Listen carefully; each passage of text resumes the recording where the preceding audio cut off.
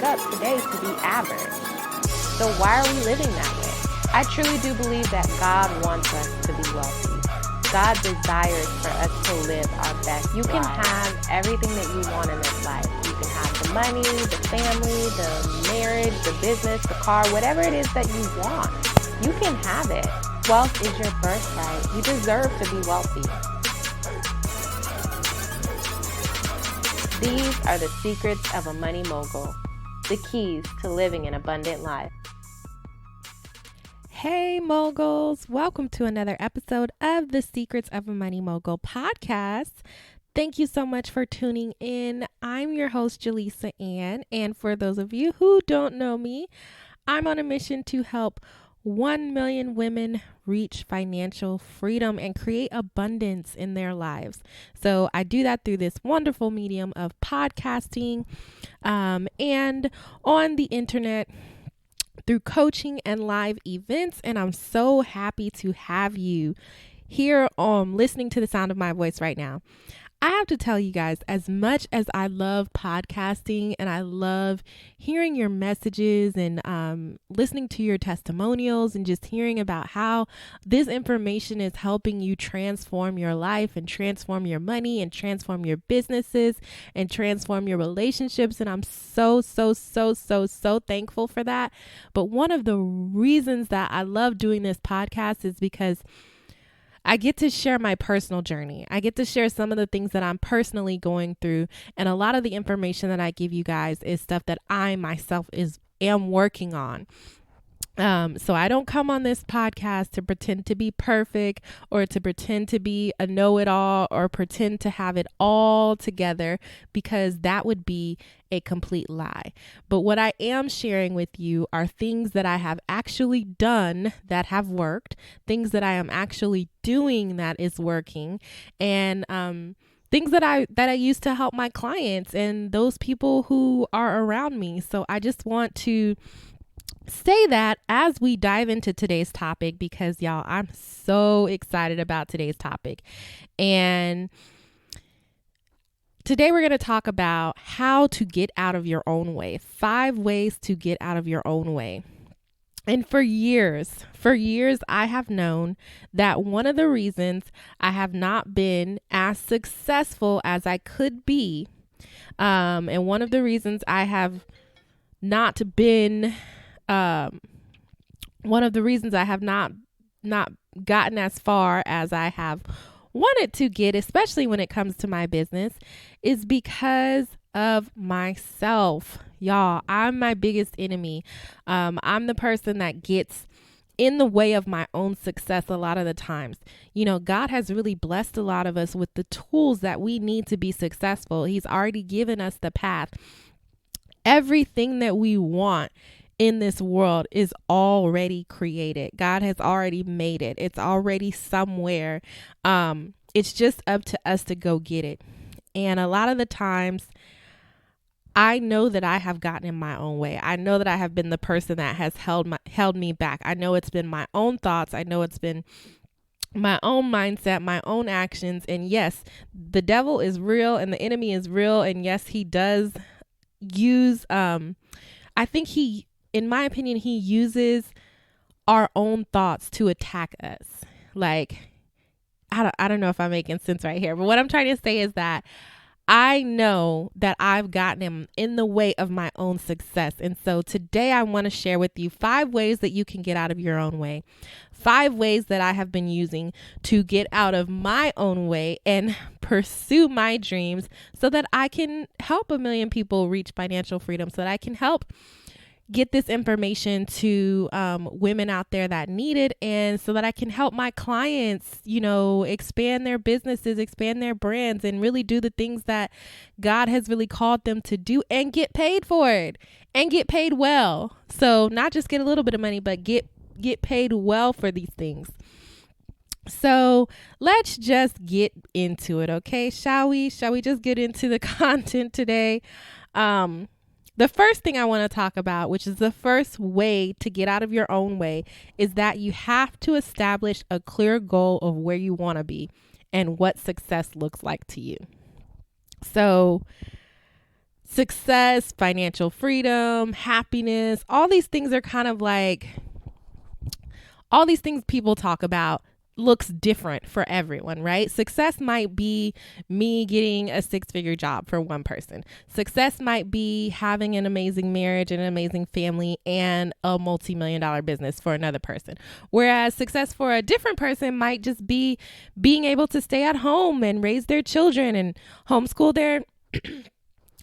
their children. So success and happiness and financial freedom and all these things look very different to different people. But I have always at its core defined financial freedom specifically as being able to have time freedom and money freedom. So being able to make decisions, being able to make choices, being able to make moves, whatever it is, being able to move without having to think about time or money being a factor, because time and money are the two factors that hold people back the most.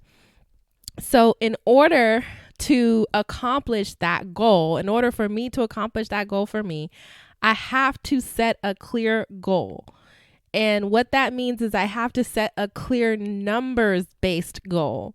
So what amount of And the way that I really do believe that people create this is through passive income, which is one of the things that I'm really trying to create as I build this brand. And right now I'm only building my brand part-time because my daughter takes up a lot of my time. But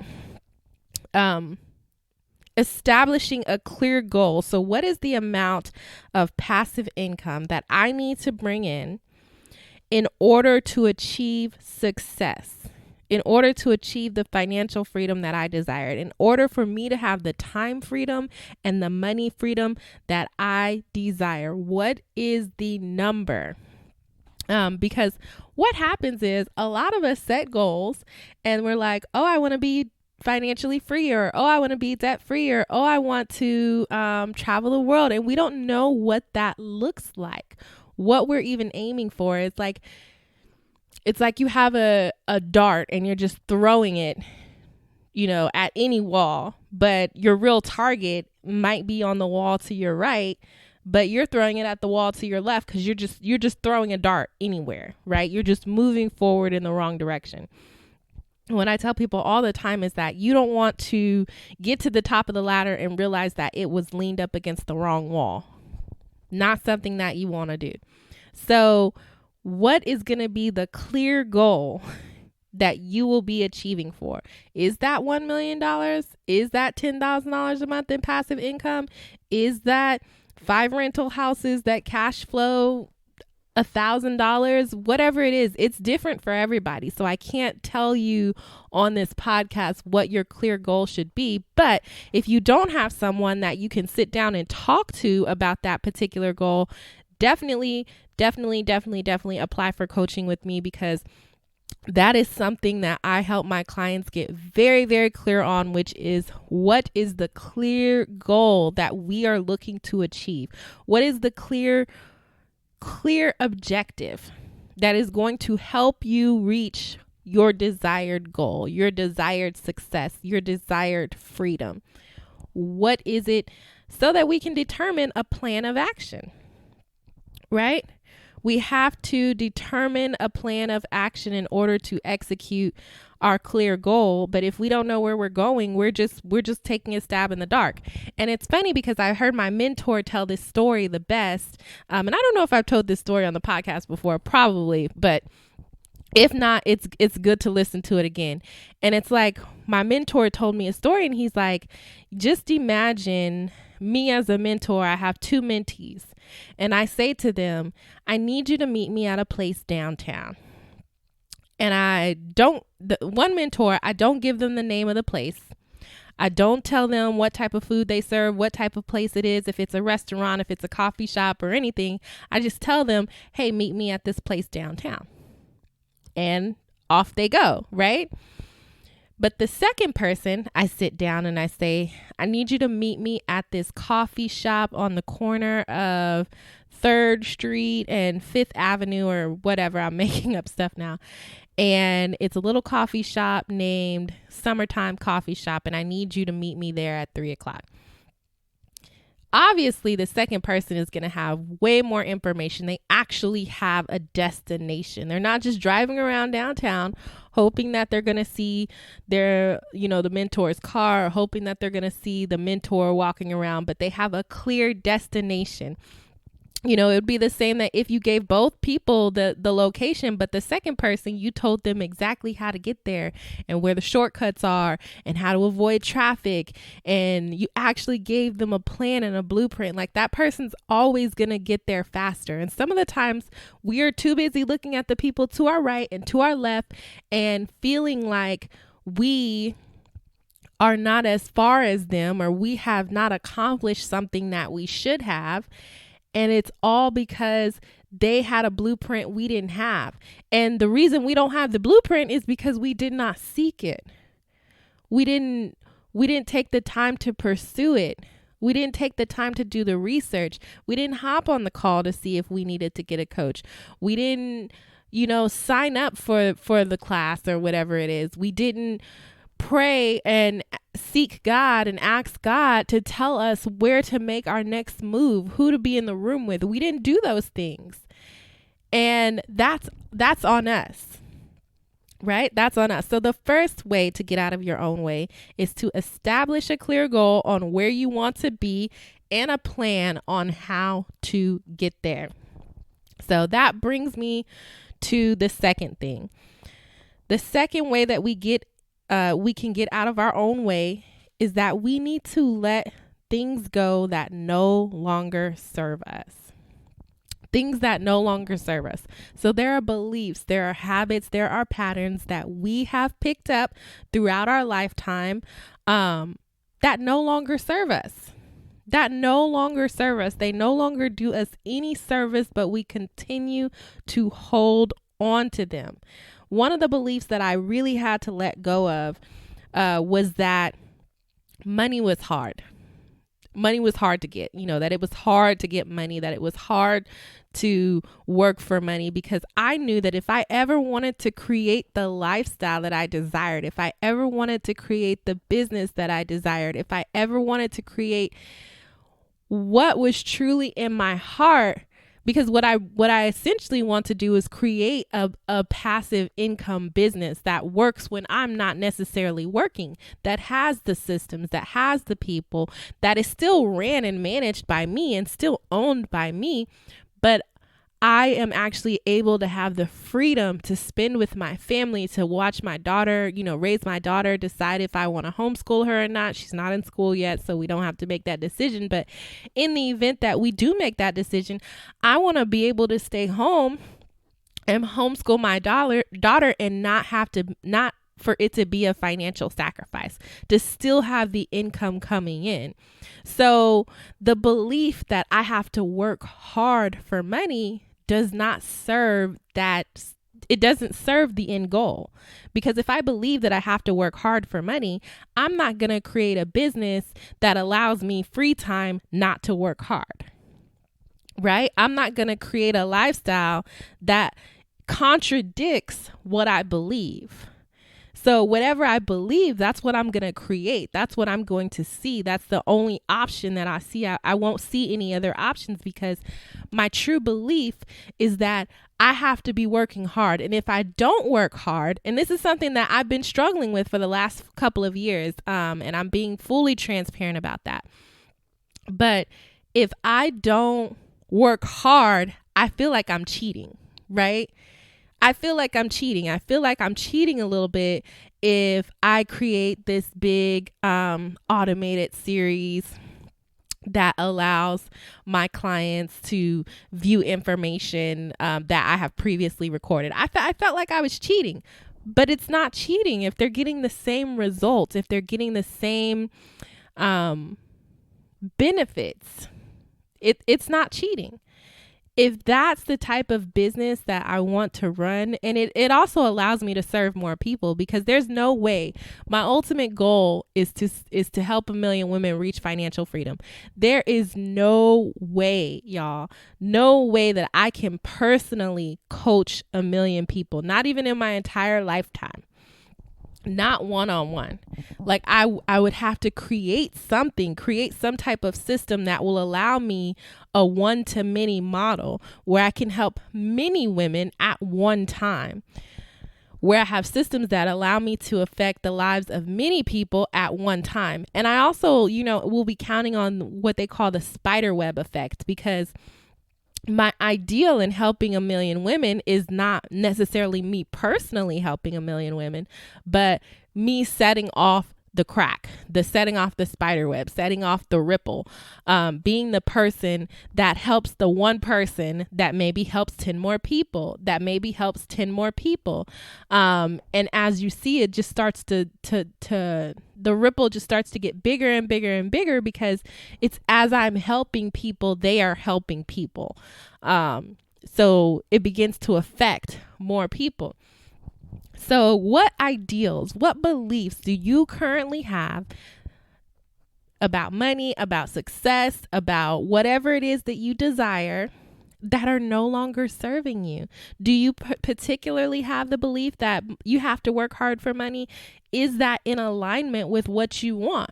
Because if you're like me and you want to create passive income and you want to be there for your family and you want to be able to raise your children and be home from school, baking cupcakes or whatever it is that you want to do, cooking dinner or not, using a chef, whatever it is that you want to do, is that in alignment with your goals? And if it's not, let it go. I was talking to a family member of mine the other day, and I was just telling them, like, this belief that you're holding on to is no longer serving you. So let it go.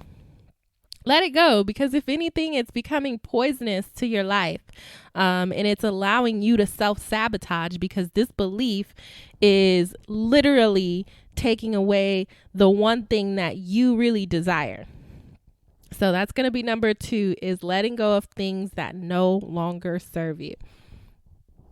The third thing that you have to do to get out of your own way, and this one is another big one for me, and that is to stop resisting. Stop resisting. When we begin to resist things in our life, I believe that, in my opinion, when we begin to resist things, it's because we are focusing on things that we do not want. So instead of building what we want, instead of focusing on the life that we want, we're focusing on not having the life that we don't want. Hopefully I'm making sense. Hopefully y'all caught that there. So instead of me focusing on what I need to do to lose weight, instead of me focusing on working out and eating better, I'm so focused on not gaining weight. And I don't know if that was the best example, but I'm so focused on not, here's a good one. Instead of me focusing on building the career that I want, instead of me focusing on getting to the next level in my career or getting to the next level in my business, I'm focusing on not getting fired. Right? That's a different focus. Or I'm focusing on not going out of business. Instead of focusing on building something, I'm focusing on not having something get torn down. And that resistance only creates more of what you do not want. And that just reminds me of the serenity prayer, which is one of my favorite prayers. And it's something that I am constantly saying, because there are so many times that I realize that I'm focusing on resisting something more than I'm focusing on building something else. So if you guys know the serenity prayer says, God grant me the serenity to accept the things that I cannot change, the courage to change the things that I can, and the wisdom to know the difference. So instead of becoming stressed, instead of becoming so focused on things that we cannot change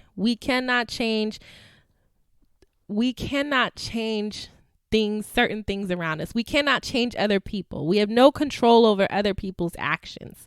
There are certain policies that right now we cannot change. Yes, I get it. We can vote for public officials that can possibly change those in the future. But in this particular moment right now, sitting there worrying about this particular policy that we can't even vote on right now, we cannot change, does not serve us. So how do we begin to focus and accept the things that we cannot change and let them go, so that we can begin to have the courage and the wisdom to focus on all the things that we can change? You know, I want you, if you're not driving, if you are at work, if you have a piece of paper, I don't know where you are in your day today or listening to this, but I want you to take out a piece of paper, and I want you to really think hard about what is one thing that you are holding on to that you cannot change. And what is one thing that you can change that will help you to move forward towards your goal of success. With me in the passive income business, what is one thing that I cannot change? What is one thing that I can change? Well, I know for a fact that if I want to build a business that's passive, I need to be creating passive income products.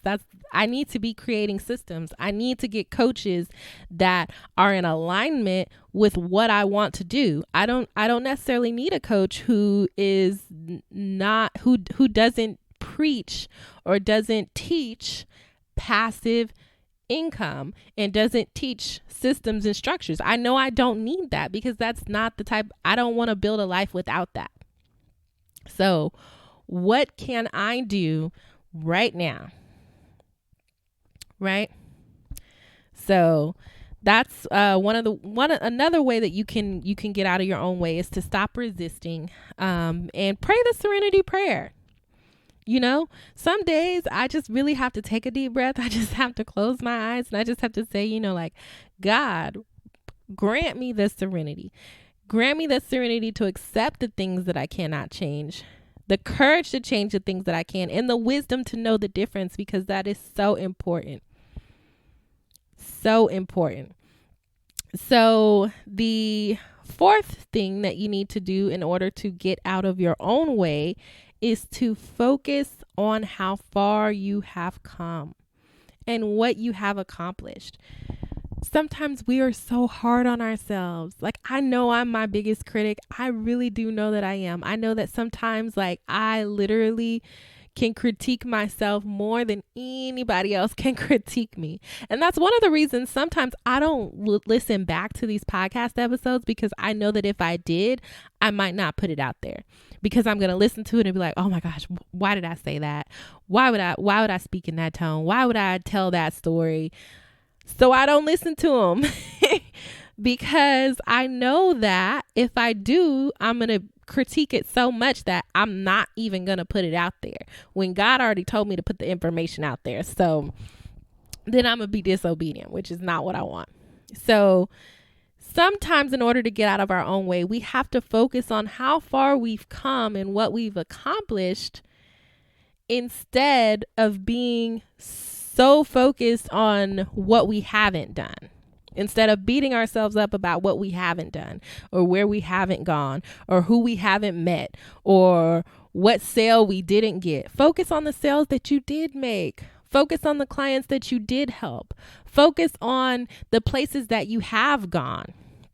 For me, you know, I have a goal of traveling the world, and I realized that lately I have not been on a plane. I have not been going anywhere. And that's really because I've been so focused, you know, my husband and I have been so focused on our financial goals, but I can't beat myself up about not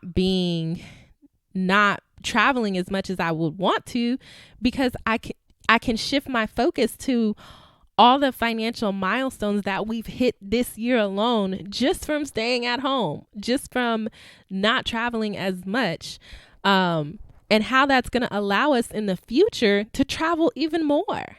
how it's going to open the door to even more travel, how it's going to, once we do hit our particular goals, how it's going to open the door to what we really want.